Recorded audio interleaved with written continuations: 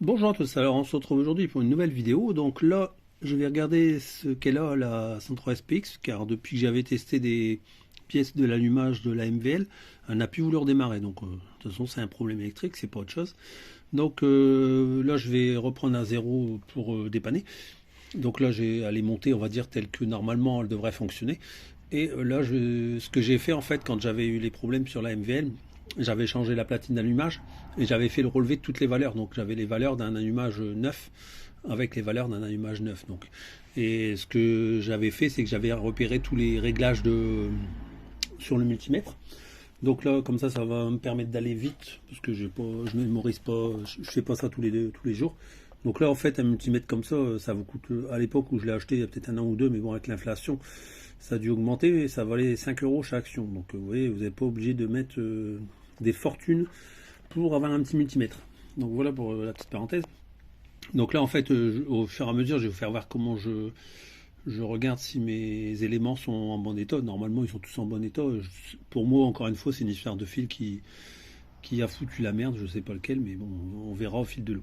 Donc là, ce que je vais faire, c'est qu'en premier, je vais vérifier la bobinette de tension. Donc là, je vais vous faire voir comment je calibre le multimètre pour faire l'opération. Mais c'est pareil si vous avez une autre bobine d'allumage, hein. Le principe est le même. Voilà. Donc là, le premier test que je vais faire, j'ai retiré les deux cosses de la bobine de tension ainsi que l'antiparasite. Et en fait, j'ai positionné mon multimètre sur la valeur 200 ohms. Donc là, il est mis sur la cosse noire, hein, le repère de la cosse noire. Et là, si on regarde, c'est marqué volt, ohm, milliampère. Donc ils sont branchés sur ces deux bornes-là du multimètre. Donc là, j'en ai une qui est mise sur l'une des bornes de la bobine de tension. Et là, je vais faire la deuxième en essayant de faire une main. Donc là, vous voyez, là, je suis en contact entre les deux bornes en fait. Donc là, j'ai 1,2. Donc ce qui est correct avec l'allumage 1,1, 1,2. Ce qui est bon puisque sur l'allumage d'origine, j'étais à 0,9. Mais comme c'est pas la même bobine, de toute façon, vous pouvez prendre deux bobines haute tension, ils n'auront pas la même valeur. J'ai testé deux autres que j'ai encore, j'ai un 4, un 5, donc ça dépend de la bobine en fait. Mais là, on va dire par rapport au calibrage que j'ai mis, on considère que le primaire est correct. Donc là maintenant, je vais mesurer le secondaire. Alors pour la mesure du secondaire, j'ai mis mon multimètre sur 20 kΩ. Donc pareil, en Écosse, on ne les change pas, ça reste toujours pareil pour tous les essais. Donc là, j'ai branché sur la borne verte de la haute tension. Et maintenant, ce que je vais faire, c'est que je vais brancher le rouge sur la partie intérieure de l'antiparasite. Donc j'essaie de vous faire ça en direct live. Voilà. Donc là, je l'ai mis dedans en contact. Et là, je suis à 8,26, ce qui est correct. Sur celui d'origine, j'étais à 7,04.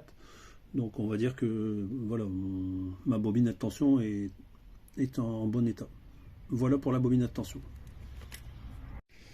Donc là, avant de vérifier l'intérieur des bobines, enfin les bobines à l'intérieur, enfin la bobine qui sert à l'allumage, hein, il n'y en a qu'une, ainsi que le capteur, en fait ce que j'ai fait, c'est que j'ai vérifié si mon volant était toujours bien calé à 1,3, ce que j'avais calé au départ sur le moteur, et mon volant n'a pas bougé. Donc ça, il faut faire aussi la vérification, je vous le dis au passage, mais si vous êtes monté à la pige et sans clavette, vérifiez surtout cette partie-là. Donc ça, c'est fait.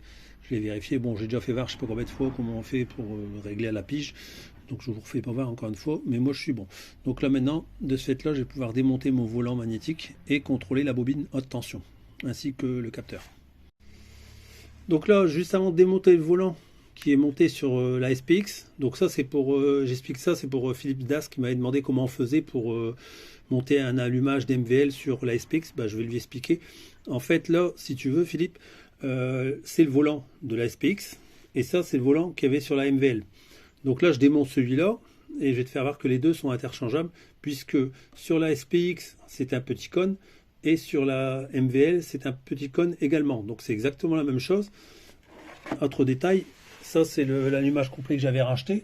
Donc sur l'allumage, c'est marqué allumage Peugeot 103 électronique 12 volts petit cône. Donc en fait, il n'y a pas de notion de MVL ou SP et SPX, la seule chose qu'on peut avoir, c'est un gros cône sur les anciens vilebrequins. C'est la seule différence. L'intérieur, c'est exactement les mêmes. Donc je vais vous le faire voir en démontant, puisque j'ai la platine complète de la MVL qui était montée, que j'ai changé par le nouveau. Donc ça, c'est celle de la MVL. Et en démontant, je ferai voir que c'est exactement le même modèle. Donc voilà l'intérieur une fois l'allumage, enfin une fois le volant moteur démonté. Donc le modèle qui est monté actuellement sur la SPX, et voici en comparaison celui que j'avais sur la MVL. Donc ils sont exactement pareils, c'est exactement les mêmes intérieurs. Donc aucune différence entre les deux. Donc c'est exactement le même modèle. Alors je vous fais voir aussi. Donc ça c'est celui que je viens de démonter, qui était monté sur la SPX. Voilà, vous voyez la queue de vilebrequin, elle arrive bien à cet endroit-là. Donc là je suis pas serré bien sûr. Je mets celui que j'avais sur la MVL. Je vous fais voir en live. Voilà. Donc celui-là il rentre parfaitement également. Donc par contre j'ai remonté celui-là parce que lui il y a du vécu, il y a un léger voile. Donc j'ai remonté celui-là parce que c'est un récent. Donc enfin c'est pas que je préfère les récents, c'est pas ça, c'est que l'autre il y avait vraiment vécu et j'avais plus que celui-là qui allait dedans. Donc je vais remonter celui-là quand j'aurai fait tous les tests à l'intérieur. Voilà pour la petite parenthèse. Donc maintenant ce qu'on va faire, donc à savoir que la seule bobine qui nous intéresse pour redémarrer le moteur, c'est la bobine avec le genre de scotch qu'il y a autour de la bobine. Donc c'est celle-là, la bobine qui sert à l'allumage. C'est celle qui a le plus souvent, c'est avec un fil rose ici, comme il y a ici. Donc le premier test que je vais faire, c'est que je vais vérifier s'il y a bien le courant qui passe. Donc ce que je vais faire, c'est que je vais aller un peu plus vite pour faire l'essai. C'est que entre guillemets, je vais prendre un raccourci. Je vais débrancher ici, puisque le fil rose, comme vous pouvez le voir, je vous fais voir, hein, je passe peut-être du temps à faire les explications, mais pour ceux qui veulent dépanner, ça les intéressera. Donc en fait, ce que je vais faire, c'est que je vais aller directement. Alors ce que vous pouvez faire, c'est mettre le testeur entre la borne rose et la platine ici, qui est à la masse, pour tester si votre bobine est encore en bon état. Donc ça, c'est un test qui est possible. Moi, j'ai déjà eu le tour sur un moteur en étant à dos, c'était le fil qui était sectionné dans la partie entre la bobine et l'arrivée au CDI. Et en fait, là, je vais prendre un raccourci. Ce que je fais, c'est que je teste à partir du fil rose qui est branché sur le CDI jusqu'au fil rose qu'il y a sur l'arrivée du CDI. Donc, alors, petite précision pour faire ce test, il faut mettre le multimètre sur 2000 ohms. Donc là, ici, j'ai mis la première borne du multimètre dans la cosse où il y a le fil rose. Donc là, je le fais pointer où il y a le fil rose. Donc ça, c'est fait. Et après, je vais aller mettre sur la platine d'allumage. Et là, j'obtiens 734 ohms pour... J'avais sur l'autre valeur, j'avais 832 ohms. Alors maintenant, je vais faire le capteur. Je vais profiter que je suis dans l'allumage. Donc là, pour le capteur, il faut aller récupérer le fil bleu qui arrive. Donc je le fais toujours comme ça. Hein. Comme ça, je vérifie aussi le câble en lui-même s'il n'a pas été sectionné. Ça permet d'aller plus vite dans le dépannage. Hein. Sinon, encore une fois, vous pouvez faire la prise de mesure entre le fil bleu du capteur et la platine. Mais là, je fais directement, je remonte jusqu'au fil du CDI. Comme ça, au moins, je vérifie si j'aurais pas le fil de sectionné. Ça permet d'aller plus vite aussi dans le dépannage. Petite parenthèse. Donc là, j'ai mis le multimètre sur 2000 ohms. J'ai mis la première cosse dans le fil bleu. Donc là, il est emmanché dedans. Et là, maintenant, je vais sur la platine. Je vais le prendre ici. Donc là, ici, vous voyez, j'ai 142 contre... sur l'autre capteur, j'avais 152. Donc c'est bon, on est dans les normes, on va dire. C'est les valeurs qui sont données d'origine. Donc mon capteur est bon aussi également. Donc ça c'est bon. Après le CDI, j'en sais strictement rien comment on peut le tester. Parce que dedans il y a plusieurs composants électroniques et du coup je ne sais pas comment les vérifier un à un. J'ai déjà essayé de regarder sur des tutos, mais il n'y a pas vraiment quelqu'un qui a donné la bonne définition pour le tester. Donc je veux dire je vais pas les tester ce que je connais pas. Donc voilà. Donc ça c'est fait. Donc maintenant je vais vérifier le câblage de mon circuit d'allumage. Donc pour ce faire, je mets la position du multimètre sur le 200. Donc là j'ai branché une des bornes du multimètre sur le vert jaune qui est à gauche sur la fiche du CDI. Alors là, surtout, c'est pas prendre celui du milieu. Celui du milieu, il est réservé pour faire un coupe-circuit. Donc si vous branchez le câble qui est relié sur celui du milieu, vous ne démarrerez jamais le cyclomoteur. Ça sert à faire une coupure à l'allumage. Donc celui du milieu, on n'en parle pas pour l'instant. Ce que je regarde, c'est si j'ai une bonne masse. Donc là, en l'occurrence, je l'ai mis dans la borne de gauche sur la vidéo. Et la deuxième fiche, je vais aller la mettre sur la platine d'allumage pour voir si j'ai un bon retour. Donc vous voyez, je l'ai mis là. Donc là, vous voyez, je suis à 0,8. Des fois, un petit peu plus. Hein. Après, des fois, il y a un petit peu de vernis. Je vais regarder là, par exemple. Là, je suis à 0,8. Donc là, voilà. Le courant, il passe parce que dès que je retire, vous voyez, je retire, ça passe à 1. Ce qui veut dire qu'il n'y a rien qui passe, quoi. Donc là, vous voyez, ça varie, 0,8, ça dépend. Donc là, voilà. Donc là, j'ai mon fil, il n'est pas sectionné, il est bon. Donc ça, c'est fait. Alors, ce que je vais vous faire voir, c'est sur cet allumage-là, en fait, quand vous recevez l'allumage, vous allez voir, vous avez une cosse qui est vert jaune. Ça, c'est celle qui sert. Celle que je vous fais voir, c'est le même allumage que j'ai. Hein. Mais vous verrez, vous avez une cosse ici vert jaune. Surtout, ne la branchez pas, vous coupez l'allumage. Hein. Je vous le précise encore une fois. Et celle-là, elle doit rester comme là, vacante. Moi, je m'en suis servi pour faire le coupe-circuit. Bon, bref. Enfin, donc là, maintenant que j'ai fait ce branchement-là, je vais faire la même chose et je vais mettre, pour vérifier, le câble noir. Donc, il y a le câble noir qui arrive là. Donc, je vais le brancher dessus. Donc, au câble noir, je suis là. Une main, c'est pas évident. Hop. Si ça veut bien aller. Voilà. Donc là, je l'ai enfiché dedans, dans le câble noir. Et la deuxième, je vais le mettre sur la cosse, ici, là, qui est reliée sur la bobine à tension, normalement. Hein, d'accord? Donc je l'avais débranché tout à l'heure, en début de vidéo. Donc là, je viens dedans. Comme ça, je vérifie si mon câble noir est bien... Donc là, ici, dès que je mets dedans, vous voyez, j'ai 0,8 aussi, parce que bah, c'est qu'un seul fil. Donc là, c'est bon. Donc là, vous voyez le branchement que j'ai fait. Le câble noir qui va sur la bobine à tension. Et on va vérifier le fil qui arrive au CDI. Donc là, au moins, on est sûr que le courant passe bien dans le câble noir. Donc ça, c'est bon. Donc là, je vous épargne un peu tous les détails. J'ai recherché mon câble. Donc ce que j'ai fait, c'est que le fil qui est branché là, il est repiqué. Il y a deux fils dedans. Donc ça, c'est mon branchement à moi. Hein. Donc vous voyez ici, là. Donc ça, c'est le câble qui a, quand vous le recevez, l'allumage, c'est celui qui a une cosse ronde. Donc celui-là, je l'avais coupé. Et ce que j'avais fait, c'est que j'avais mis un fil branché sur la cosse verte ici et un autre qui repart sur ma borne de masse ici. Donc voilà. Donc là, ce que je vais faire, c'est que je vais vérifier entre la borne de masse et ici au moteur pour voir si j'ai bien le courant qui passe. Donc ça, c'est le premier test que je vais faire. Donc là, j'ai mis mon câble de multimètre sur la borne de masse que j'ai là-bas derrière. Et là, je le mets sur la borne. Comme ça, je vérifie mon câble. Donc là, ici, j'ai bien du courant qui passe. Donc ce câble-là est bon. Donc maintenant, ce que je vais faire, c'est que je reste toujours, puisque j'ai un repiquage sur le même fil. Parce que là, je vous le dis tout de suite, j'ai trouvé d'où venait la panne. Et là, en fait, vu que je suis branché sur le même fil, lorsque je vais le mettre dedans, vous allez voir, j'ai pas le courant qui passe. Donc là, je suis dedans. Attendez, hop, vous voyez, je suis en contact dans la borne. J'ai toujours mon fil à la masse et j'ai pas de courant qui passe dedans. Donc la rupture du fil vient de là. Donc voilà pour ma panne. Alors ça, je sais déjà que j'ai une panne à ce niveau-là. Mais normalement, il faut que je regarde. Je crois que j'ai encore des autres câbles à vérifier.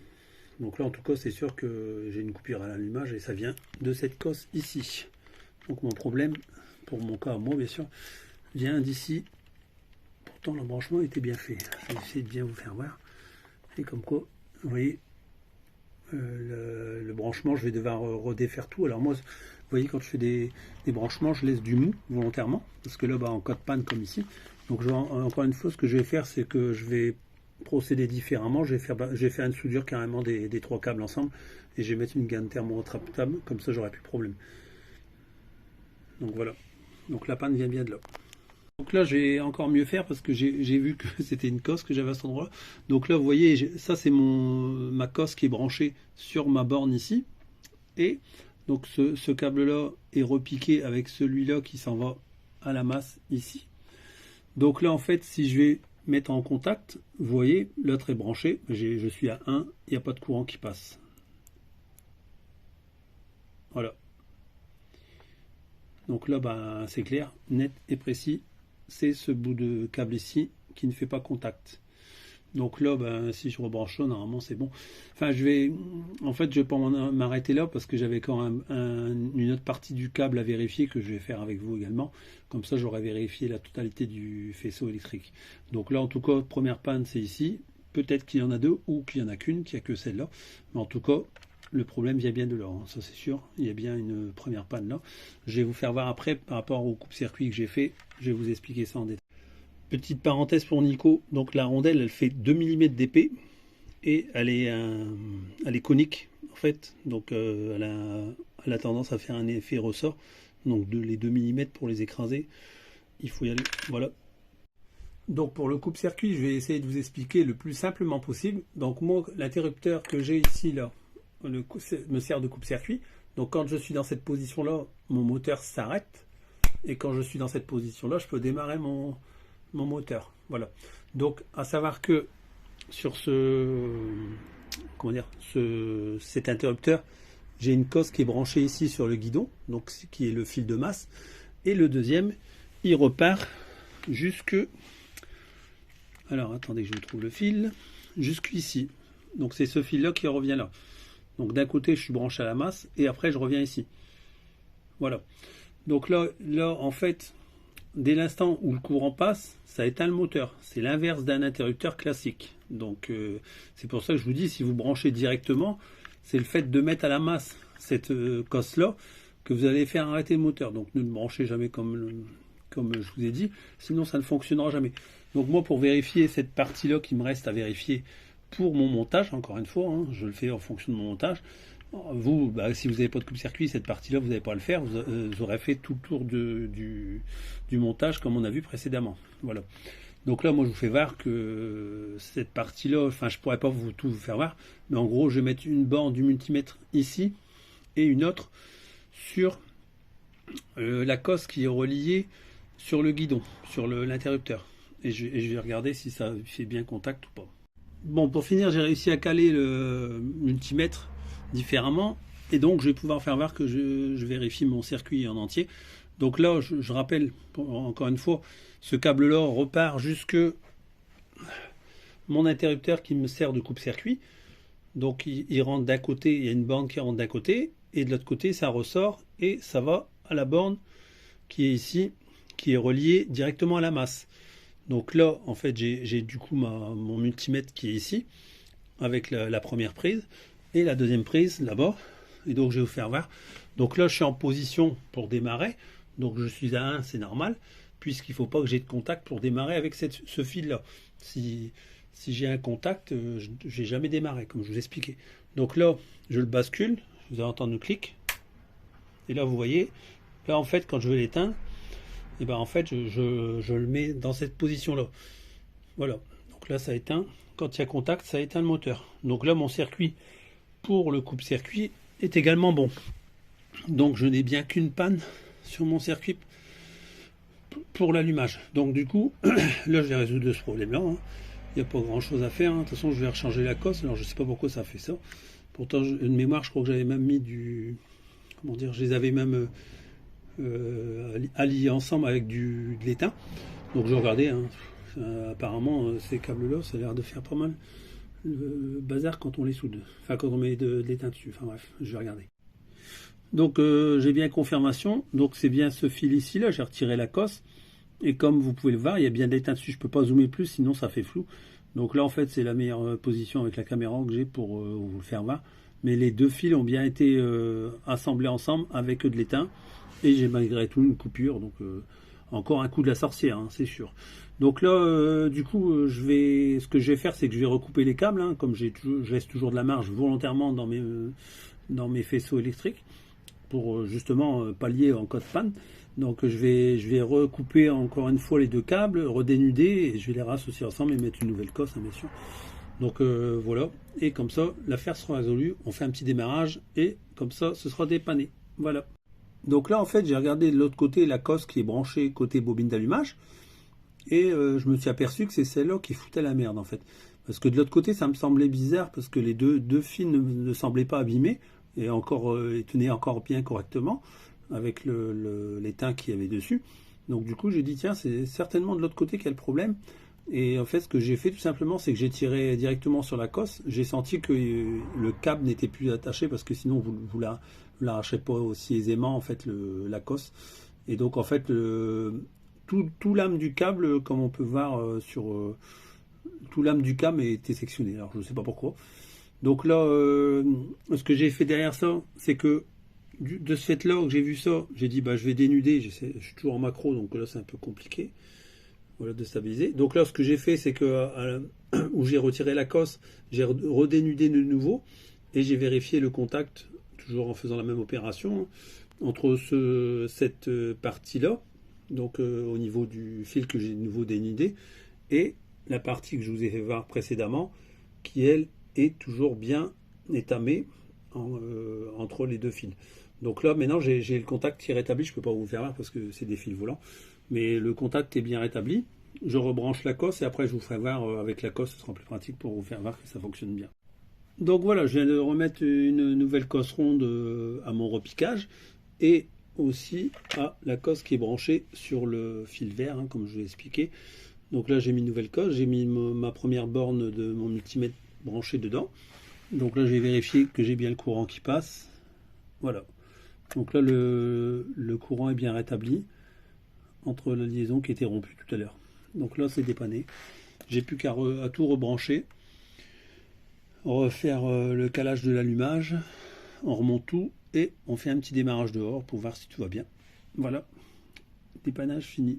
Donc voilà, donc là j'ai tout remonté, donc elle est prête à démarrer. Je vais faire le premier démarrage devant vous.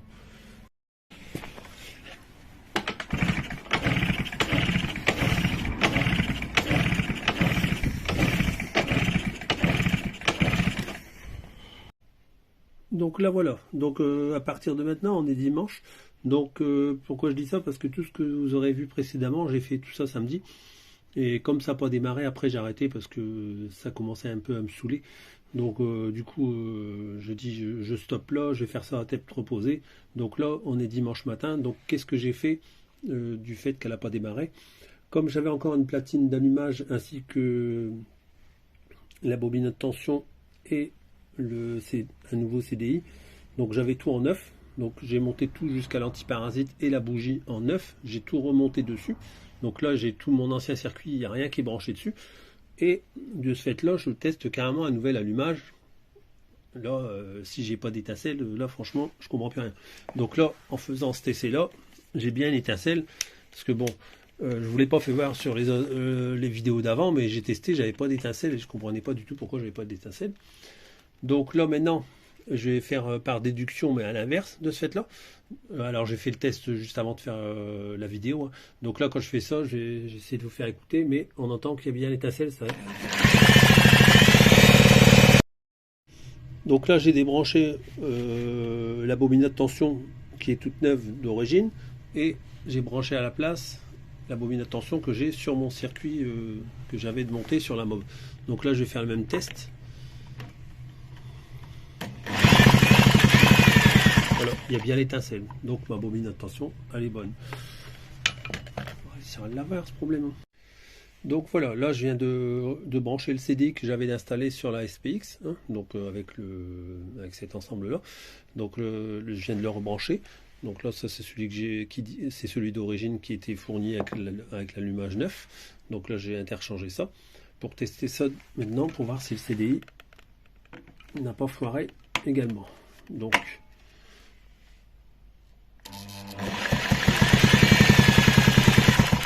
c'est clair, net et précis. Il y a bien une étincelle, le CDI est ok, la haute tension est ok, ainsi que l'antiparasite, la bougie, tout ce qu'on veut. Donc tout ça c'est bon. Donc là ça isole le problème.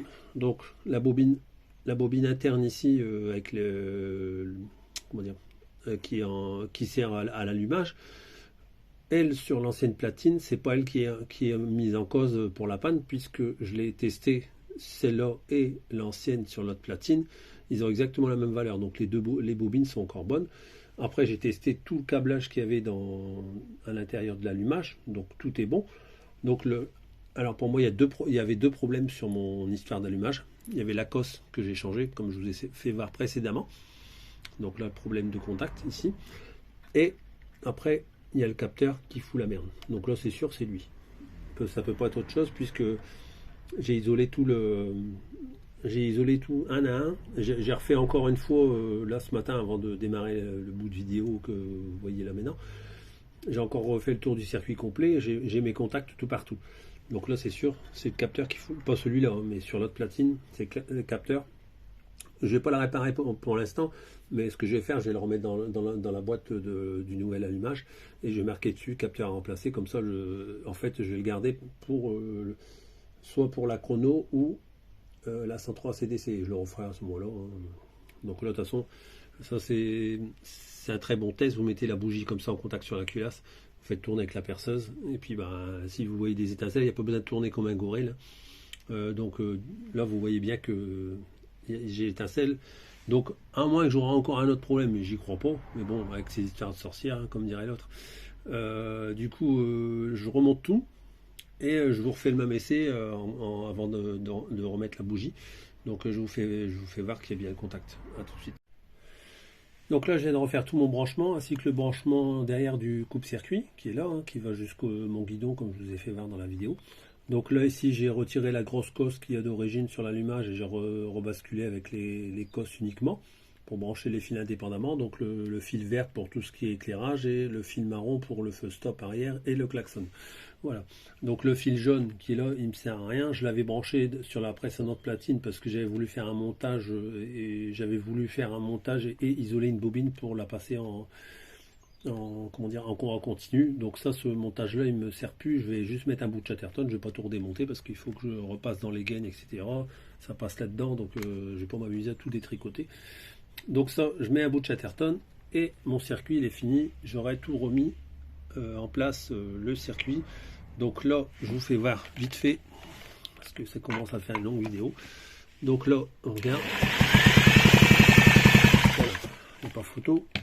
J'ai toujours mon étincelle, donc là je remets l'antiparasite, je remets la bougie dans la culasse, je serre tout et je vous fais juste un petit démarrage dehors et puis je m'arrêterai là pour le dépannage puisque de toute façon après qu'elle a redémarré je sais qu'elle va très bien.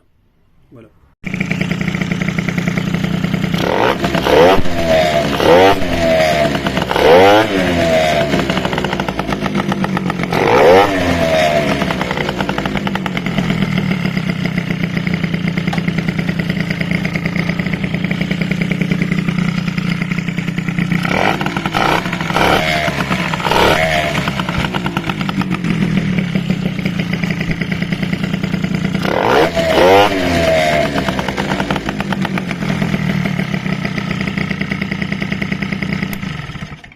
Bon voilà, donc comme vous avez pu voir, elle redémarre. Alors je vous avoue, j'ai dû la pousser, parce qu'avec tous les sens qu'il y avait dans le moteur, j'ai pas réussi à la redémarrer, on va dire, sans faire à la poussette. Mais bon, le principal c'est qu'elle redémarre. Donc là maintenant, une fois qu'elle a redémarré, un coup de clic et elle est repartie. Ouais, n'oublie pas de remettre le coupe-circuit.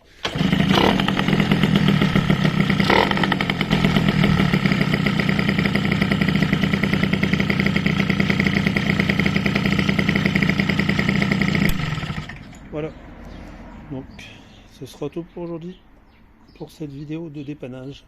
Allez, à bientôt. Alors, un dernier petit conseil avant de finir cette vidéo. Donc ceux qui ont un allumage électronique comme cela, idéalement, c'est bien, c'est toujours d'avoir une bobine à tension d'avance ainsi qu'un antiparasite et une bougie, ainsi qu'un CDI. Comme ça, au moins, le jour que vous avez une panne, vous pouvez interchanger ces pièces-là qui ne coûtent pas trop cher. Ça vous permet déjà d'éliminer la panne d'une éventuelle bobine à tension ou d'un CDI.